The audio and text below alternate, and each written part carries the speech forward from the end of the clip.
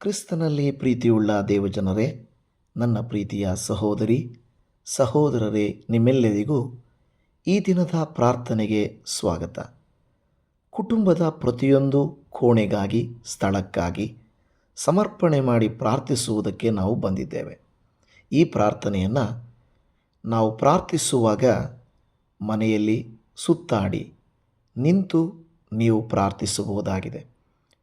ಯೆರಿಕೋ ಕೋಟೆಯನ್ನು ಬೀಳಿಸಬೇಕಾದ ಸಂದರ್ಭದಲ್ಲಿ ದೇವರು 6 ದಿನಗಳು ಯೆರಿಕೋ ಕೋಟೆಯ ಸುತ್ತಲೂ ಸುತ್ತುವಂತೆ ತಿಳಿಸಿದರು. 7ನೇ ದಿನ 7 ಸಾರಿ ಅವರು ಸ್ತುತಿಸುವಾಗ, ಆರ್ಭಟಿಸುವಾಗ ಅದು ಬಿದ್ದು ಹೋಯಿತು. ಈ ದಿನ ನಮ್ಮ ಕುಟುಂಬಕ್ಕೆ ವಿರೋಧವಾಗಿರುವಂಥ ಪ್ರತಿಯೊಂದು ಷಡ್ಯಂತರ ಕಾರ್ಯಗಳನ್ನು ನಾವು ಮನೆಯ ಹೊರಗಡೆಯಿಂದ ಪ್ರಾರಂಭಿಸಬೇಕಾದಂಥ ಪ್ರಾರ್ಥನೆ ಇದಾಗಿದೆ. ಒಂದು ವೇಳೆ ಈ ಒಂದು ವಿಡಿಯೋ ನೀವು ನೋಡುತ್ತಿದ್ದರೆ, ನೀವು ನಿಮ್ಮ ಮನೆಗಾಗಿ ಪ್ರಾರ್ಥಿಸಬೇಕೆಂದು ನೀವು ಆಲೋಚಿಸುತ್ತಿದ್ದರೆ, ಕಾರ್ಯರೂಪಕ್ಕೆ ತರಬೇಕೆಂದಿದ್ದರೆ ನೀವು ಹೊರಗಡೆ ಹೋಗಿ ಅಲ್ಲಿಂದ ಈ ವಿಡಿಯೋನ ಆನ್ ಮಾಡಿ ನೀವು ಪ್ರಾರ್ಥನೆ ಮಾಡಬೇಕಾಗಿ ನಿಮ್ಮಲ್ಲಿ ನಾನು ಮೊರೆ ಇಡುತ್ತಾ ಇದ್ದೇನೆ, ನಿಮ್ಮಲ್ಲಿ ಕೇಳಿಕೊಳ್ತಾ ಇದ್ದೇನೆ. ನಮ್ಮ ಕರ್ತನಾದ ಯೇಸು ಕ್ರಿಸ್ತನ ನಾಮದಲ್ಲಿ ನಮ್ಮ ಮನೆಯನ್ನು, ಪ್ರತಿಯೊಂದು ಕೊಠಡಿಯನ್ನು, ಪ್ರತಿಯೊಂದು ಗೋಡೆಯನ್ನು, ಪ್ರತಿಯೊಂದು ಬಾಗಿಲನ್ನು, ಈ ಮನೆಯಲ್ಲಿರುವಂಥ ಪ್ರತಿಯೊಂದು ವ್ಯಕ್ತಿಯನ್ನು ನೀನು ಕರುಣಿಸು ಎಂದು ನಾವು ಬೇಡಿಕೊಳ್ಳುವಂಥವರಾಗಿರೋಣ. ಯಾಕೆಂದರೆ ನಿಮಗೆಲ್ಲ ಗೊತ್ತಿದೆ, ಕೀರ್ತನೆಗಳ ಗ್ರಂಥದಲ್ಲಿ 127ನೇ ಕೀರ್ತನೆ ಅದರ 1ನೇ ವಾಕ್ಯದಲ್ಲಿ, ಯೆಹೋವನು ಮನೆ ಕಟ್ಟದಿದ್ದರೆ ಅದನ್ನು ಕಟ್ಟುವವರು ಕಷ್ಟಪಡುವುದು ವ್ಯರ್ಥ. ಯೆಹೋವನು ಪಟ್ಟಣವನ್ನು ಕಾಯದಿದ್ದರೆ ಕಾವಲುಗಾರರು ಅದನ್ನು ಕಾಯುವುದು ವ್ಯರ್ಥ. ಹಾಗಾದರೆ ದೇವರು ನಮ್ಮ ಕುಟುಂಬವನ್ನು ಕಾಯದಿದ್ದರೆ ನಾವು ಕಾಯುವುದು ವ್ಯರ್ಥ. ಕರ್ತನು ನಮ್ಮ ಕುಟುಂಬವನ್ನು ಕಾಯುವಂತೆ, ದೇವದೂತರುಗಳು ನಮ್ಮ ಕುಟುಂಬವನ್ನು ಕಾಯುವಂತೆ, ದೇವರ ಪ್ರಸನ್ನತೆ ನಮ್ಮ ಮನೆಯ ಮೇಲೆ ಇರುವಂತೆ, ಹೇಗೆ ದೇವರು ಯೋಬನ ಕುಟುಂಬದ ಸುತ್ತಲೂ ಬೆಂಕಿ ಬೇಲಿಯನ್ನು ಹಾಕಿದನೋ ಆ ರೀತಿಯಾಗಿ ನಮ್ಮ ಕುಟುಂಬದ ಸುತ್ತಲೂ ಬೆಂಕಿ ಬೇಲಿಯನ್ನು ದೇವರು ಹಾಕುವಂತೆ ನಾವು ಕರ್ತನಲ್ಲಿ ಮೊರೆಯಿಟ್ಟು ನಾವು ಪ್ರಾರ್ಥಿಸೋಣ.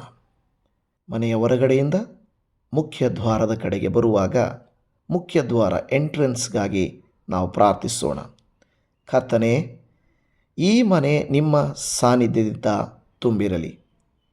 ದುಷ್ಟತನಕ್ಕೆ ಇಲ್ಲಿ ಸ್ಥಾನವಿರದಿರಲಿ. ನಿಮ್ಮ ಪ್ರೀತಿ, ಸಮಾಧಾನ, ಆರೋಗ್ಯ ಮತ್ತು ಆಶೀರ್ವಾದವು ಈ ಮನೆಯ ಮೇಲೆ ನೆನೆಸಿರಲಿ. ಕರ್ತನೇ, ಈ ಮನೆಯ ಪ್ರವೇಶ ದ್ವಾರವನ್ನು ನಿಮಗೆ ಸಮರ್ಪಿಸುತ್ತೇವೆ. ನೀವು ನಿಮ್ಮ ಮುಖ್ಯ ದ್ವಾರದ ಮೇಲೆ ಕೈಯಿಟ್ಟು, ಇಲ್ಲವೇ ಮುಖ್ಯ ದ್ವಾರದ ಗೋಡೆಯ ಮೇಲೆ ಕೈಯಿಟ್ಟು ಪ್ರಾರ್ಥನೆ ಮಾಡಿರಿ. ದೇವರೇ, ಈ ಬಾಗಿಲಿನ ಮೂಲಕ ಬರುವ ಪ್ರತಿಯೊಬ್ಬರ ಮೇಲೆಯೂ ನಿಮ್ಮ ಕೃಪೆ ಇರಲಿ. ಈ ಮನೆಯೊಳಗೆ ಪ್ರವೇಶಿಸುವ ಎಲ್ಲರೂ ಕರ್ತನೇ ನಿನ್ನ ಸಮಾಧಾನವನ್ನು ಅನುಭವಿಸಲಿ. ನಿನ್ನ ಕರುಣಾ ಹಸ್ತಕ್ಕೆ ನಾವು ಒಪ್ಪಿಸಿಕೊಡುತ್ತಾ ಇದ್ದೇವೆ. ದುಷ್ಟ ಯೋಜನೆಗಳು, ಕೆಟ್ಟ ಪ್ರಭಾವಗಳು, ಶತ್ರುವಿನ ಕಾರ್ಯಗಳು, ಶತ್ರುವಿನ ಸಮಸ್ಯೆಗಳು ಈ ದ್ವಾರವನ್ನು ದಾಟದಂತೆ ಕಾಪಾಡಿರಿ. ದೇವರೇ, ಇಸ್ರಾಯೇಲರ ಮನೆಗಳು ಯಜ್ಞದ ಕುರಿಮರಿಯ ರಕ್ತದಿಂದ ಪ್ರೋಕ್ಷಿಸಲ್ಪಟ್ಟು ನಿಲುವು ಪಟ್ಟಿಗಳ ಮೇಲೆ, ಬಾಗಿಲುಗಳ ಮೇಲೆ ಹಚ್ಚಿದಾಗ ಸಂಹಾರ ದೂತನು ಕೂಡ ಅದನ್ನು ದಾಟಿ ಹೋದನು. ಹಾಗೆಯೇ ಎಲ್ಲ ದುಷ್ಟತನಗಳು, ಪಾಪಗಳು, ಕೆಟ್ಟ ಪ್ರಭಾವಗಳು, ಮಾಟಮಂತ್ರದ ಕೃತ್ಯಗಳು, ದೆವ್ವದ ಕಾಟಗಳು, ಅಂಧಕಾರ ಶಕ್ತಿಯ ಕೃತ್ಯಗಳು ಈ ಮನೆಯ ಒಳಗಡೆ ಪ್ರವೇಶ ಮಾಡದಿರಲಿ. ಕೀರ್ತನೆ 121:8 ಹೇಳಿದ ಪ್ರಕಾರವಾಗಿ, ನೀನು ಹೋಗುವಾಗಲೂ ಬರುವಾಗಲೂ ಇಂದಿನಿಂದ ಸದಾಕಾಲವೂ ಯೆಹೋವನು ನಿನ್ನನ್ನು ಕಾಪಾಡುವನು. ದೇವರೇ, ಈ ಮುಖ್ಯ ದ್ವಾರದ ಒಳಗಡೆ ಬರುವವರನ್ನು, ಮನೆಯಿಂದ ಹೊರಗಡೆ ಹೋಗುವಂಥವರನ್ನು ನೀವು ಕಾದು ಕಾಪಾಡಿರಿ ಎಂದು ಬೇಡಿಕೊಳ್ಳುತ್ತಾ ಇದ್ದೇವೆ.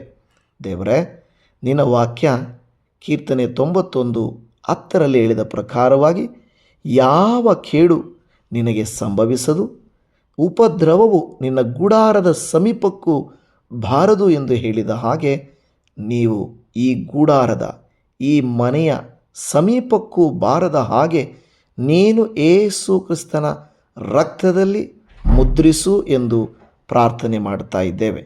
ನಿನ್ನಿಂದ ಸಮಸ್ತವೂ ಸಾಧ್ಯ, ನಿಮ್ಮಿಂದ ಆಗದೇ ಇರುವಂಥ ಕಾರ್ಯ ಒಂದೂ ಇಲ್ಲ.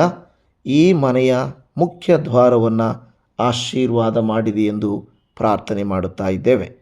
ಈಗ ಮುಂದಕ್ಕೆ ನೀವು ಹೋಗುವಾಗ ನಾವು ಲಿವಿಂಗ್ ರೂಮ್ಗಾಗಿ ಸಭಾಂಗಣ ಇಲ್ಲ ಹಾಲ್ ಅಂತ ನಾವು ಹೇಳ್ತೇವೆ, ಅಲ್ಲಿ ನೀವು ಹೋಗಿ ಪ್ರಾರ್ಥನೆ ಮಾಡಬಹುದಾಗಿದೆ. ಪ್ರೀತಿಯ ತಂದೆಯೇ, ಕುಟುಂಬದವರು ಒಟ್ಟಾಗಿ ಸೇರುವ ಈ ಸ್ಥಳವನ್ನು ಆಶೀರ್ವದಿಸಿರಿ. ಇಲ್ಲಿ ನಡೆಯುವ ಮಾತುಕತೆಗಳು ಪ್ರೀತಿ ಮತ್ತು ಕೃಪೆಯಿಂದ ತುಂಬಿರಲಿ.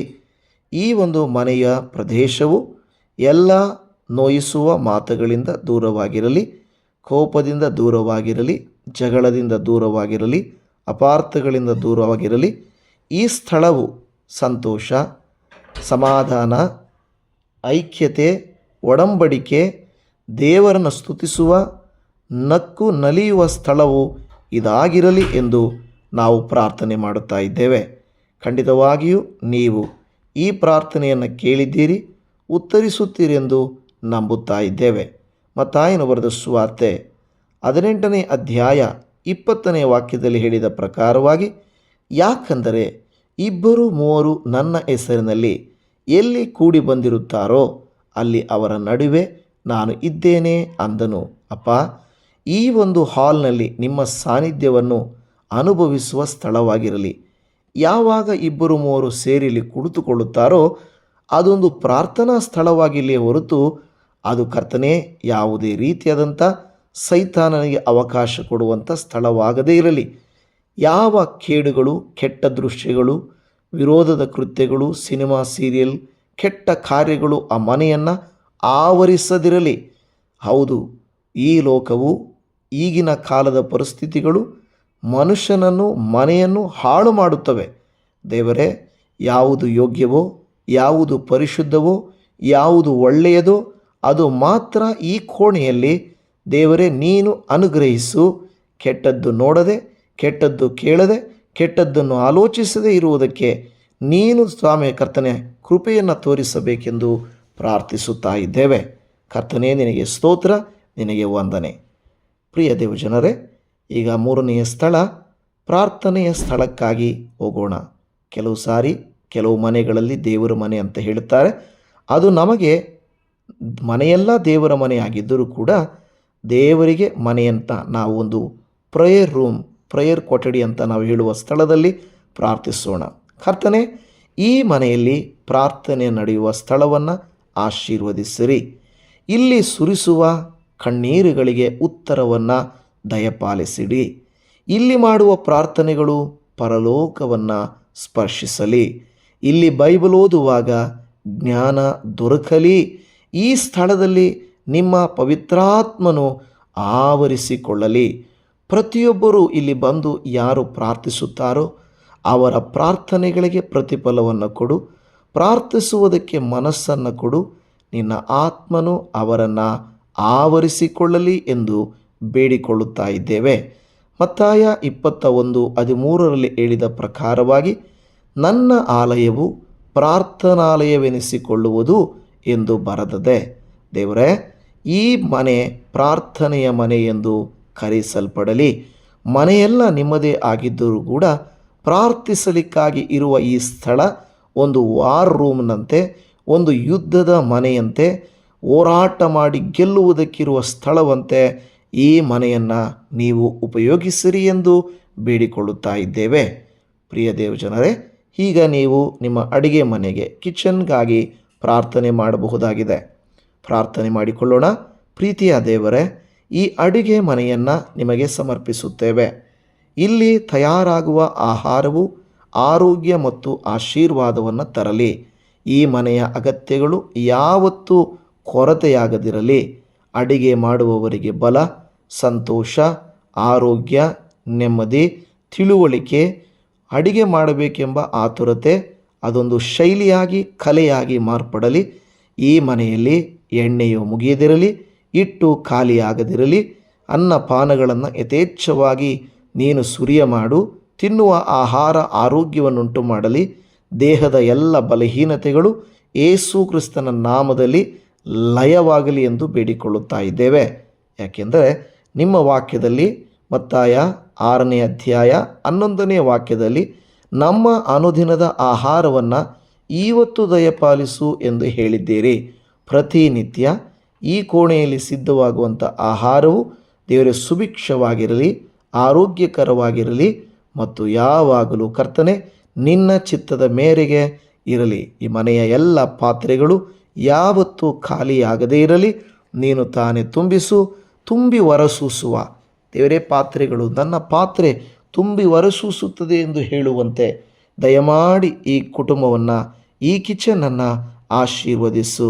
ಯಾವುದೇ ಕರ್ತನೆ ನಾವು ನೋಡುವಂತೆ ಗ್ಯಾಸ್ ಲೀಕ್ ಆಗಲಿ, ಒಂದು ವೇಳೆ ಕುಕ್ಕರ್ನ ತೊಂದರೆಗಳಾಗಲಿ, ಪಾತ್ರೆಗಳ ಸಿಡಿಯುವಿಕೆ ಆಗಲಿ, ಬೆಂಕಿಯ ಅಪಘಾತವಾಗಲಿ ಆಗದಂತೆ ಸುರಕ್ಷಿತವಾಗಿ ಇರುವುದಕ್ಕೆ ಸಹಾಯ ಮಾಡಿರಿ.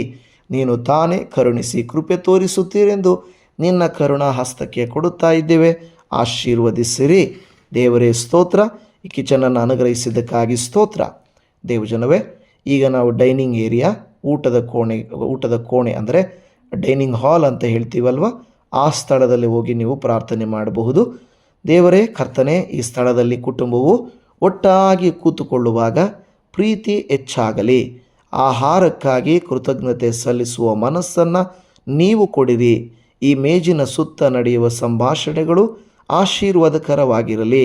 ಈ ಸ್ಥಳದಲ್ಲಿ ಐಕ್ಯತೆ, ಸಂತೋಷ ನೆಲೆಯೂರಲಿ ಎಂದು ನಾವು ಬೇಡಿಕೊಳ್ಳುತ್ತಾ ಇದ್ದೇವೆ. ನೀವು ರೊಟ್ಟಿಯನ್ನು ತೆಗೆದುಕೊಂಡು ದೇವರ ಸ್ತೋತ್ರ ಮಾಡಿದಿರಿ. ಅದೇ ರೀತಿಯಲ್ಲಿ 5,000 ಜನರಿಗೆ ಆಹಾರವನ್ನು ಹಂಚಿಕೊಡುವಾಗಲೂ ಸ್ತೋತ್ರ ಮಾಡಿದಿರಿ. ಅದೇ ರೀತಿಯಲ್ಲಿ ಊಟವನ್ನು ಸಿದ್ಧ ಮಾಡಿದವರಿಗಾಗಿ ಪ್ರಾರ್ಥಿಸುವುದಕ್ಕೂ, ಒಮ್ಮನಸ್ಸಿನಿಂದ ಊಟವನ್ನು ಸೇವಿಸುವುದಕ್ಕೂ ಈ ಕುಟುಂಬವನ್ನು ನೀನು ಆಶೀರ್ವದಿಸು ಎಂದು, ಈ ಒಂದು ಊಟದ ಸ್ಥಳವನ್ನು ಆಶೀರ್ವದಿಸು ಎಂದು ಪ್ರಾರ್ಥಿಸುತ್ತಿದ್ದೇವೆ. ಕರ್ತನೇ ಸ್ತೋತ್ರ. ನಾವು ಮುಂದುವರೆದು ತಂದೆ ತಾಯಿಯರು ಇಲ್ಲವೇ ಹಿರಿಯರು ಮಲಗುವ ಕೊಠಡಿಗಾಗಿ ಪ್ರಾರ್ಥಿಸೋಣ. ದೊಡ್ಡವರು ಎಲ್ಡರ್ಸ್ ಬೆಡ್ರೂಮ್, ಅದಕ್ಕಾಗಿ ಪ್ರಾರ್ಥಿಸೋಣ. ಪರಲೋಕದ ತಂದೆಯೇ, ಈ ಕೊಠಡಿಯನ್ನು ಆಶೀರ್ವದಿಸಿರಿ.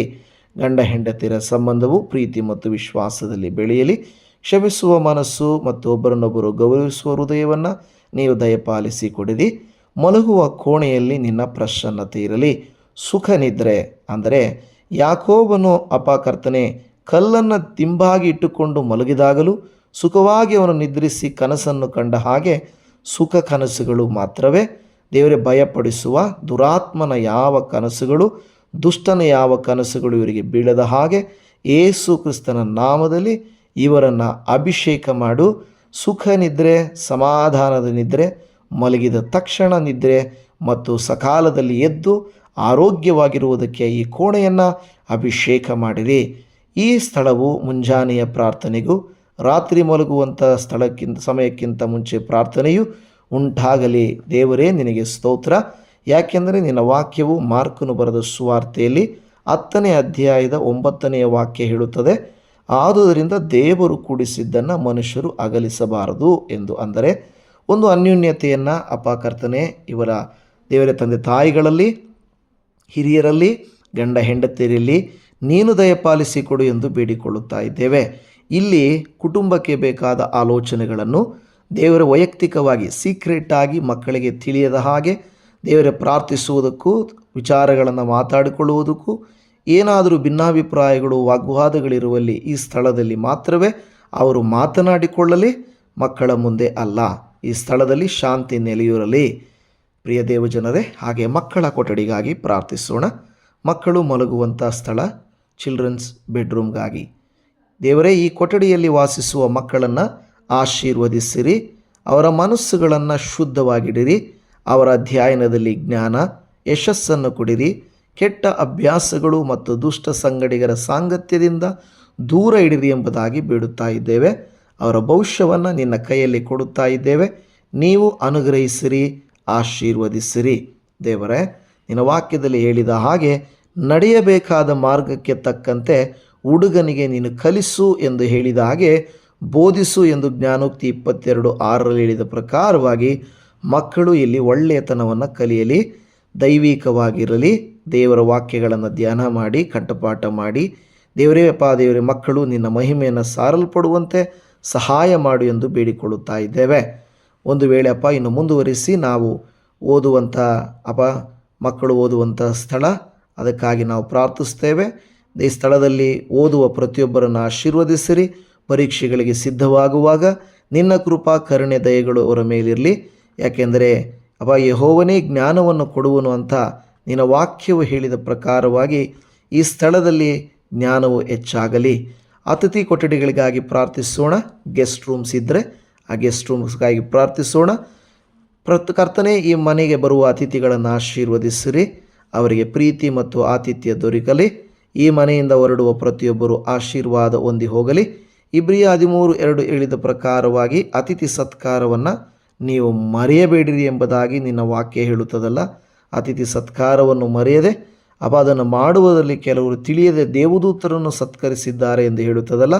ಆ ರೀತಿಯಾದ ಕಾರ್ಯವನ್ನು ಮಾಡಿರಿ. ಸ್ನಾನದ ಗೃಹಕ್ಕಾಗಿ ನಾವು ಪ್ರಾರ್ಥಿಸ್ತೇವೆ. ದೇವರೇ, ನಮ್ಮ ದೇಹಗಳನ್ನು ಮಾತ್ರವಲ್ಲ, ನಮ್ಮ ಹೃದಯಗಳನ್ನು ಶುದ್ಧಪಡಿಸಿಕೊಳ್ಳುವುದಕ್ಕೆ ನಮಗೆ ಸಹಾಯ ಮಾಡಿರಿ. ಯಾಕೆಂದರೆ ದಾವೀದ ಭಕ್ತನು ನಿಮ್ಮ ಬಳಿಯಲ್ಲಿ ಕೀರ್ತನೆ 51ರಲ್ಲಿ 10ನೇ ವಾಕ್ಯದಲ್ಲಿ, ದೇವರೇ, ನನ್ನಲ್ಲಿ ಶುದ್ಧ ಹೃದಯವನ್ನು ನಿರ್ಮಿಸು, ನನಗೆ ಸ್ಥಿರಚಿತ್ತವನ್ನು ಅನುಗ್ರಹಿಸಿ ನನ್ನನ್ನು ನೂತನಪಡಿಸು ಎಂದು ಕೇಳಿದನಲ್ಲವಾ. ಆ ರೀತಿಯಾಗಿ ಆಶೀರ್ವದಿಸು. ನಾವು ಕಿಟಕಿಗಳ ಕಡೆಗೆ ಕೈ ಎತ್ತಿ ಹೇಳೋಣ. ಕರ್ತನೆ, ಈ ಮನೆಯ ಕಿಟಕಿಗಳನ್ನು ಆಶೀರ್ವದಿಸಿರಿ. ನಿಮ್ಮ ಬೆಳಕು ಈ ಮನೆಯೊಳಗೆ ಪ್ರವೇಶಿಸಲಿ. ಆಶೀರ್ವಾದಗಳ ಹೊಸ ಅವಕಾಶಗಳು ತೆರೆಯಲ್ಪಡಲಿ. ನಿನ್ನ ವಾಕ್ಯ ಹೇಳುತ್ತದಲ್ಲಪ್ಪ ಸ್ವಾಮಿ ದೇವರೇ, ಮಲಾಕಿಯ ಗ್ರಂಥ 3ನೇ ಅಧ್ಯಾಯ 10ನೇ ವಾಕ್ಯದಲ್ಲಿ, ನನ್ನ ಆಲಯವು ಕರ್ತನೆ ಆಹಾರ ಶೂನ್ಯವಾಗದಂತೆ ನೀವು ನನ್ನ ಭಂಡಾರಕ್ಕೆ ತೆಗೆದುಕೊಂಡು ಬಂದಿರಿ. ಪರಲೋಕದ ದ್ವಾರಗಳನ್ನು ತೆರೆದು ನಿಮ್ಮಲ್ಲಿ ಸ್ಥಳ ಇಳಿಸಲಾರದಷ್ಟು ಸುವರವನ್ನು ಸುರಿಯುವನೂ ಇಲ್ಲವೋ, ನನ್ನನ್ನು ಹೀಗೆ ಪರೀಕ್ಷಿಸಿರಿ ಅಂತ ಹೇಳುತ್ತದೆ. ಕರ್ತನೆ, ಅದರ ಅರ್ಥ ನಾವು ನಮ್ಮ ಕಿಟಕಿಗಳನ್ನು, ಪರಲೋಕದ ಕಿಟಕಿಗಳನ್ನು ತೆರೆಯುವಾಗ ನೀನು ಅದ್ಭುತ ಮಾಡುವಂಥ ದೇವರಾಗಿದ್ದೀರಿ. ಆ ರೀತಿಯಾಗಿ ಆಶೀರ್ವಾದವನ್ನು ನೀವು ಕೊಡಿರಿ. ಮನೆಯ ಮೇಲ್ಛಾವಣಿಗಾಗಿ ಪ್ರಾರ್ಥಿಸೋಣ. ಕರ್ತನೆ, ಮೇಲ್ಛಾವಣಿ ಮತ್ತು ಸಂಪೂರ್ಣ ಕಟ್ಟಡವನ್ನು ಕಾಪಾಡಿರಿ. ಮಳೆ, ಗಾಳಿ, ಅಪಾಯ, ಒಂದು ವೇಳೆ ಕರ್ತನೆ ಭೂಕಂಪಗಳಾಗಿರಬಹುದು, ಒಂದು ವೇಳೆ ಕರ್ತನೆ ಗುಡುಗು ಮಿಂಚುಗಳಿಂದಾಗಿರಬಹುದು, ಯಾವ ಹಾನಿಗಳು ಉಂಟಾಗದಂತೆ ನೀನು ಕಾದು ಕಾಪಾಡಿರಿ ಎಂದು ಬೇಡಿಕೊಳ್ಳುತ್ತಾ ಇದ್ದೇವೆ. ಕೀರ್ತನೆ 91ರ ಕೀರ್ತನೆ 1ನೇ ವಾಕ್ಯದಲ್ಲಿ ಹೇಳಿದ ಪ್ರಕಾರವಾಗಿ, ಪರಾತ್ಪರನ ಮೊರೆ ಹೊಕ್ಕಿರುವವನು ಸರ್ವಶಕ್ತನ ಆಶ್ರಯದಲ್ಲಿ ಸುರಕ್ಷಿತನಾಗಿರುವನು ಎಂಬುದಾಗಿ. ದೇವಜನರೇ, ಈಗ ಮನೆಯ ಆವರಣಕ್ಕಾಗಿ ಪ್ರಾರ್ಥಿಸೋಣ. ಇಲ್ಲವೇ ನಿಮ್ಮ ಮನೆಯ ಹಿಂಬದಿಯ ಬಾಗಿಲಾಗಿರ್ಬೋದು, ಮುಂದೆ ಇರುವಂಥ ವರಾಂಡ ಆಗಿರಬಹುದು, ಅಲ್ಲಿ ಪ್ರೀತಿಯ ದೇವರೇ, ಈ ಮನೆಯ ಸುತ್ತಲಿನ ಪ್ರದೇಶವನ್ನು ಆಶೀರ್ವದಿಸಿರಿ. ಈ ಮನೆಯ ಸುತ್ತಲೂ ನಿಮ್ಮ ದೂತರ ಕಾವಲು ಇರಲಿ. ಕೀರ್ತನೆ 34ರಲ್ಲಿ 7ರಲ್ಲಿ ಹೇಳಿದ ಪ್ರಕಾರವಾಗಿ, ದೇವರೇ, ನಿನ್ನ ಸಮ್ಮುಖಕ್ಕೆ ಬಂದು ಯೆಹೋವನ ಭಯಭಕ್ತಿಯುಳ್ಳವರ ಸುತ್ತಲೂ ಆತನ ದೂತನ ದಂಡಿಳಿಸಿ ಕಾವಲಾಗಿದ್ದು ಕಾಪಾಡುತ್ತಾನೆ ಎಂದು ಹೇಳಿದ ಹಾಗೆ ನೀವು ಆಶೀರ್ವದಿಸಿರಿ. ವಾಹನಗಳಿಗಾಗಿ ಪ್ರಾರ್ಥಿಸ್ತೇವೆ. ಈ ಕುಟುಂಬದ ವಾಹನಗಳನ್ನು ಆಶೀರ್ವದಿಸಿರಿ. ಪ್ರಯಾಣಗಳಲ್ಲಿ ರಕ್ಷಿಸಿರಿ. ಅಪಘಾತ ಅಪಾಯಗಳಿಂದ ಕಾಪಾಡಿರಿ. ನೀವೇ ಹೇಳಿದ್ದೀರಿ, ಯೆಹೋವನು ನಿನ್ನನ್ನು ಕಾಪಾಡುವನು ಎಂದು 121 ಕೀರ್ತನೆ 5ರಲ್ಲಿ ಹೇಳುವ ಪ್ರಕಾರವಾಗಿ ದೇವರೇ, ಸಂಪೂರ್ಣ ಮನೆಯ ನಿನ್ನ ಕೈಯಲ್ಲಿ ಕೊಡುತ್ತಾ ಇದ್ದೇವೆ. ಪ್ರತಿ ಕ್ರೋಣೆ, ಪ್ರತಿ ಮನುಷ್ಯ ಸದಸ್ಯ, ಪ್ರತಿಯೊಂದು ಕನಸು, ಪ್ರತಿಯೊಂದು ಅಗತ್ಯವನ್ನು ನಿಮ್ಮ ಕೈಗಳಿಗೆ ಒಪ್ಪಿಸ್ತಾ ಇದ್ದೇವೆ. ಈ ಮನೆಯಲ್ಲಿ ಆರೋಗ್ಯ, ಸಮಾಧಾನ, ಪ್ರೀತಿ, ಐಕ್ಯತೆ, ಆರ್ಥಿಕ ಆಶೀರ್ವಾದ, ಎಲ್ಲ ಮಹಿಮೆಯು ತುಂಬಿರಲಿ ಸ್ವಾಮಿ. ಕರ್ತನೇ, ನೀನು ಈ ಮನೆಯನ್ನು ಸಂಪೂರ್ಣವಾಗಿ ನಿನ್ನ ಹಿಡಿತದಲ್ಲಿಟ್ಟುಕೊಳ್ಳಬೇಕೆಂದು ನಾವು ಬೇಡುತ್ತಾ ಇದ್ದೇವೆ. ನಿಮಗೆ ಈ ಮನೆಯನ್ನು ಪೂರ್ತಿಯಾಗಿ ನಾನು, ನನ್ನ ಮನೆಯವರು ಕರ್ತನನ್ನೇ ಸೇವಿಸುವೆಂಬುದಾಗಿ ಹೇಳಿದಂತೆ ಈ ಕಟ್ಟಡವು ನಿಮ್ಮಿಂದ ಅಭಿಷೇಕಿಸಲ್ಪಡಲಿ. ಮಾಡಿದಂಥ ಪ್ರತಿ ಪ್ರಾರ್ಥನೆಯು ಪರಲೋಕದಿಂದ ನಿನ್ನ ಆಶೀರ್ವಾದಕ್ಕೆ ಪಾತ್ರವಾಗಲಿ. ದೇವರೇ, ಈ ದಿನವನ್ನು, ಈ ಪ್ರಾರ್ಥನೆಯನ್ನು ಮಾಡಿದ ಈ ಕುಟುಂಬವನ್ನು ಆಶೀರ್ವದಿಸು. ದೇವರೇ, ಒಂದು ಮುಖ್ಯ ದ್ವಾರದಿಂದ ಹಿಡಿದು ಮನೆಯ ಎಲ್ಲ ಕೋಣೆಗಳನ್ನು ಹಿಡಿದು, ಅವರು ಉಪಯೋಗಿಸುವಂಥ ವಸ್ತುಗಳನ್ನು ಹಿಡಿದು, ವಾಹನಗಳನ್ನು ಹಿಡಿದು ಪ್ರಾರ್ಥಿಸ್ತೇವೆ. ನೀವು ಅಭಿಷೇಕ ಮಾಡಿರಿ, ಆಶೀರ್ವದಿಸಿರಿ. ಅನ್ನಪಾನಗಳನ್ನು ಆಶೀರ್ವದಿಸಿದ್ದೀರಿ, ಆರ್ಥಿಕತೆಯನ್ನು ಆಶೀರ್ವದಿಸಿದ್ದೀರಿ, ಮನೆಯಲ್ಲಿ ಆತ್ಮೀಕತೆಯನ್ನು ತುಂಬಿಸುತ್ತೀರಿ. ನಾವು ನಂಬುತ್ತಾ ಇದ್ದೇವೆ. ಈ ಮೊರೆಯನ್ನು ನೀವು ಆಲಿಸಿ ಸಹೋದರ ಕೊಟ್ಟಿದ್ದಕ್ಕಾಗಿ ನಿಮಗೆ ಕೋಟ್ಯಾನುಕೋಟಿ ವಂದನೆಗಳು. ದೇವಭಕ್ತರುಗಳ ಕುಟುಂಬದಂತೆ ಈ ಕುಟುಂಬ ದೈವಭಕ್ತಿಯಿಂದ ತುಂಬಿರಲಿ. ನೀತಿವಂತರು ಈ ಮನೆಯಲ್ಲಿ ವಾಸಿಸಲಿ, ಪರಿಶುದ್ಧತೆಯು ವಾಸಿಸಲಿ, ಶಾಂತಿ, ಸಮಾಧಾನ, ಸುಖವು ವಾಸಿಸಲಿ. ಎಲ್ಲ ಕೇಡು, ದುಷ್ಟತನ, ದುರ್ಮಾರ್ಗತನ, ಅಂಧಕಾರತನ, ಮಾಟಮಂತ್ರದ ಕೃತ್ಯಗಳು ಯೇಸುವಿನ ನಾಮದಲ್ಲಿ ಲಯವಾಗಲಿ. ಮೊರೆಯನ್ನು ಆಲಿಸಿದ್ದೀರಿ. ಈ ಮನೆಯನ್ನು ಪೂರ್ಣವಾಗಿ ನಿನ್ನ ಕೈಯಲ್ಲಿ ಕೊಡುವಾಗ ನೀನೇ ಮನೆಯ ಯಜಮಾನನಾಗಿದ್ದು, ಕಾಪಾಡುವ ರಕ್ಷಕನಾಗಿದ್ದು, ಎಲ್ ಶಡಾಯ್ ಸರ್ವಶಕ್ತನ ದೇವರಾಗಿದ್ದು ಕಾಯುತ್ತಿ ಎಂದು ನಂಬುತ್ತಾ ಪ್ರಾರ್ಥನೆಯನ್ನು ಆಲಿಸಿದಾತನು, ಸದುತ್ತರವನ್ನು ದಯಪಾಲಿಸಿ ಕೊಡುವಾತನು, ಉಪಕಾರ ಮಾಡುವಾತನಾಗಿರುವ ನಮ್ಮ ರಕ್ಷಕನಾದ ಯೇಸುವಿನ ಪ್ರೀತಿಯುಳ್ಳ ಮಧುರ ನಾಮದಲ್ಲಿ ಪ್ರಾರ್ಥಿಸುತ್ತೇವೆ ಪರಮ ತಂದೆಯೇ. ಆಮೇನ್, ಆಮೇನ್, ಆಮೇನ್. ಪ್ರಿಯ ದೇವಜನರೇ, ಈ ಪ್ರಾರ್ಥನೆ ಒಂದು ಕೇವಲ ಸಂಪ್ರದಾಯದಂತೆ ಮಾಡದೆ ಆತ್ಮೀಕವಾಗಿ ನಂಬಿಕೆಯಿಂದ ವಾಕ್ಯಗಳ ಆಧಾರದ ಮೇಲೆ ಪ್ರಾರ್ಥಿಸಿರಿ. ದೇವರು ಅನುಗ್ರಹಿಸಲಿ. ನಿಮ್ಮ ಪ್ರಿಯ ಪಾತ್ರರಿಗೆ ಈ ವಿಡಿಯೋನ ಕಳಿಸಿ. ಪ್ರತಿನಿತ್ಯ ಈ ಪ್ರಾರ್ಥನೆಯನ್ನು ನಿಮ್ಮ ಮನೆಗಾಗಿ ಪ್ರಾರ್ಥಿಸಿರಿ. Shalom. Praise the lord Jesus. Amen.